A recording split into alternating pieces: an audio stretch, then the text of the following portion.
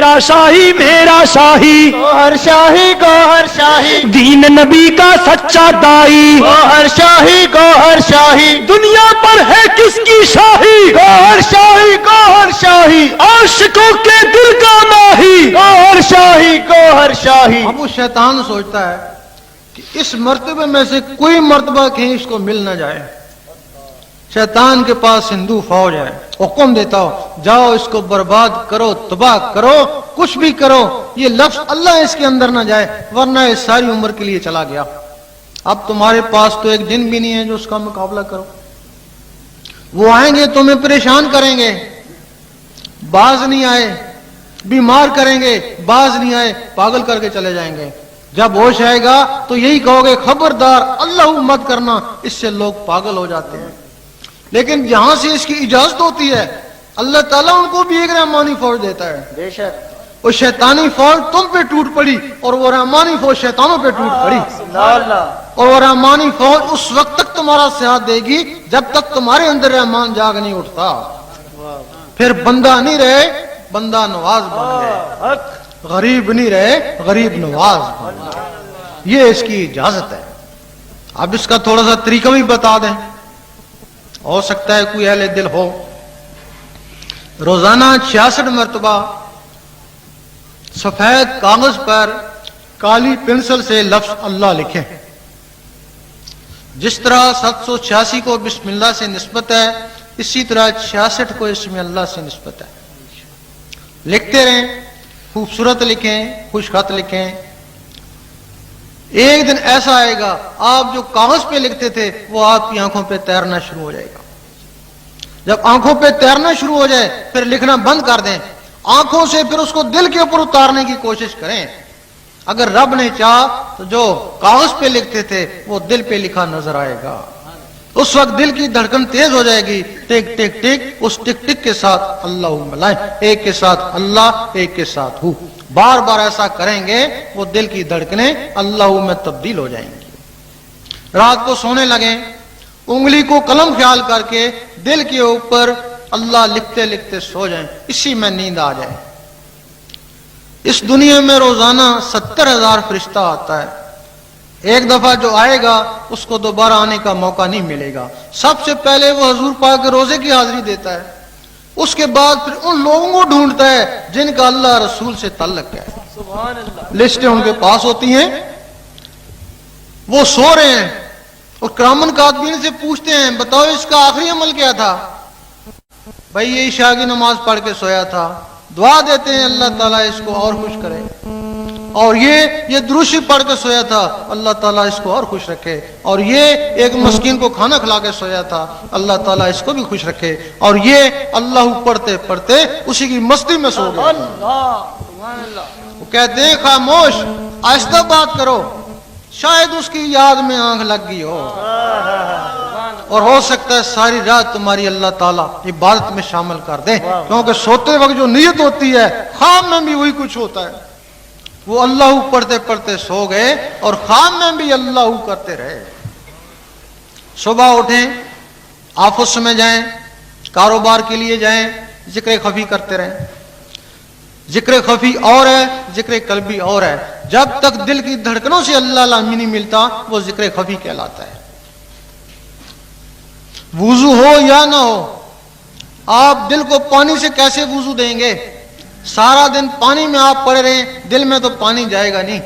جب وہ دل میں اللہ کا نور جمع ہو جائے گا تو وہ نور دل کو دھو ڈالے گا. اس کو بولتے ہیں وضو کر لے شوق شراباں دا. اور وہ وضو گھڑی گھڑی نہیں کرتے، وہ زندگی میں ایک بار ہی کافی ہے. نعرہ تکبیر، نعرہ رسالت، یا رسول اللہ، میرا شاہی میرا شاہی، گوہر شاہی گوہر شاہی. سنا ہوگا آپ نے، یہ کتابوں میں پڑھا ہوگا کہ کچھ بزرگوں کے پاس لوگ جاتے ہیں، سب بزرگوں کے پاس نہیں، کچھ کے پاس.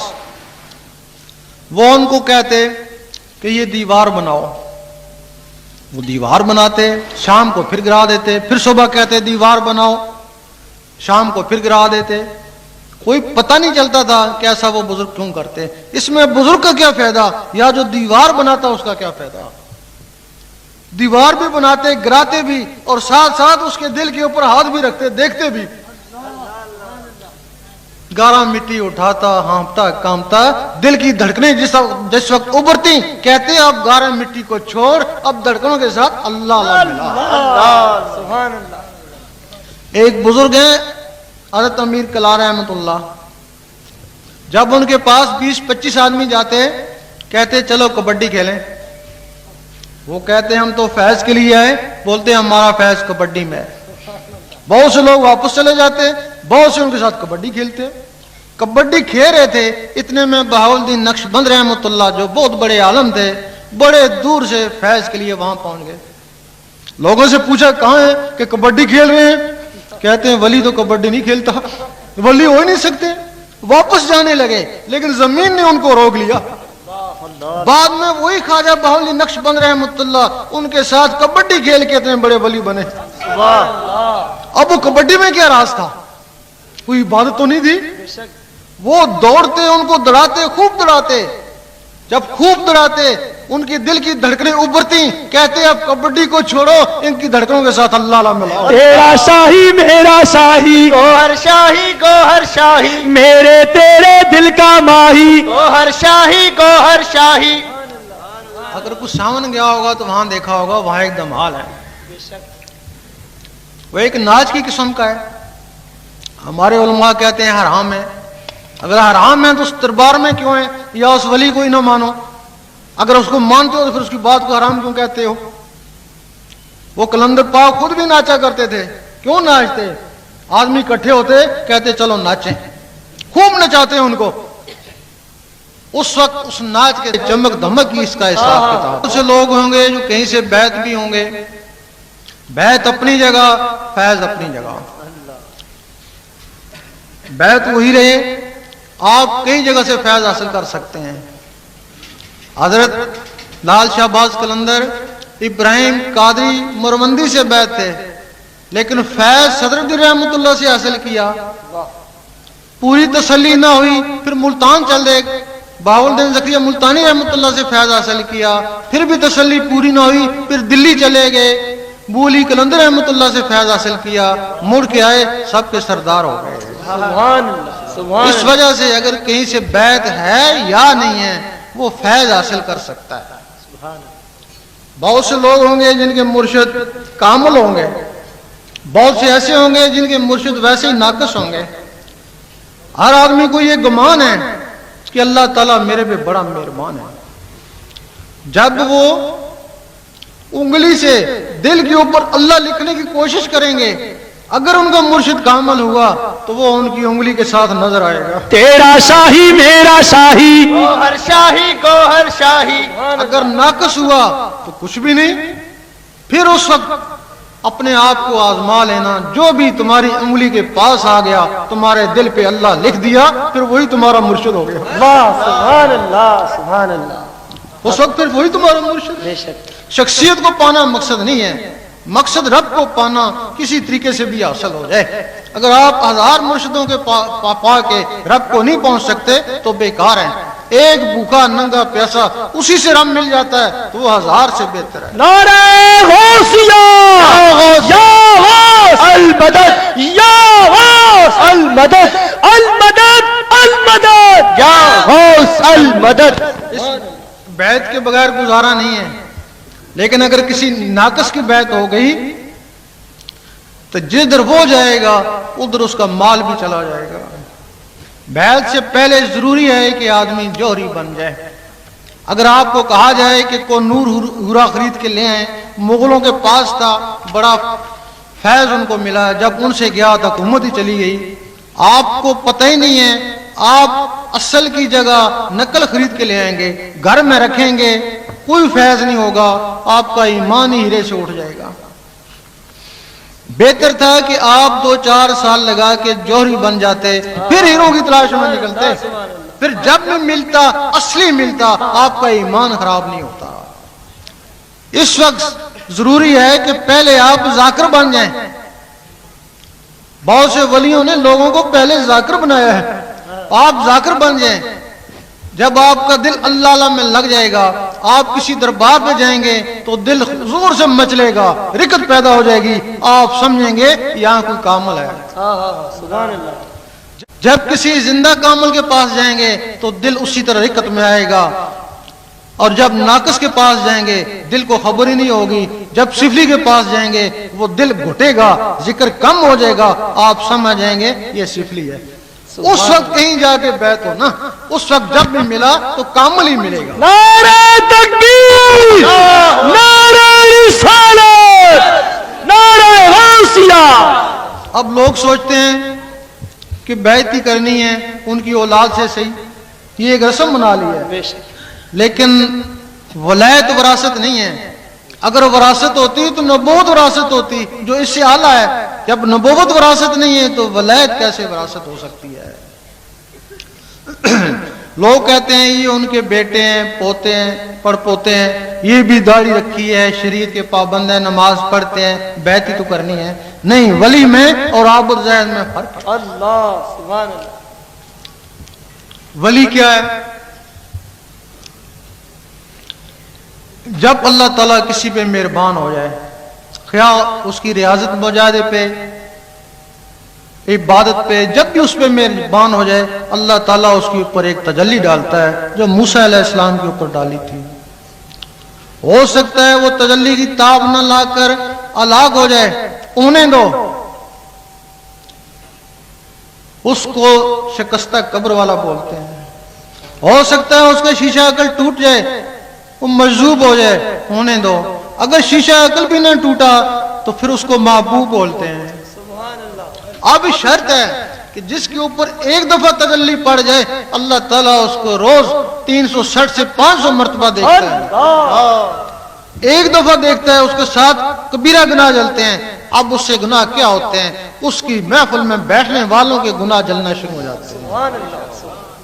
حضور پاک کے اوپر وہ نظر رحمت ہر وقت پڑتی تھی، یہی وجہ ہے کہ حضور پاک کی صحبت میں بیٹھنے والے بغیر وظیفوں اور چلوں کے ولیوں سے بھی اعلیٰ مقام حاصل کر کے چلے گئے۔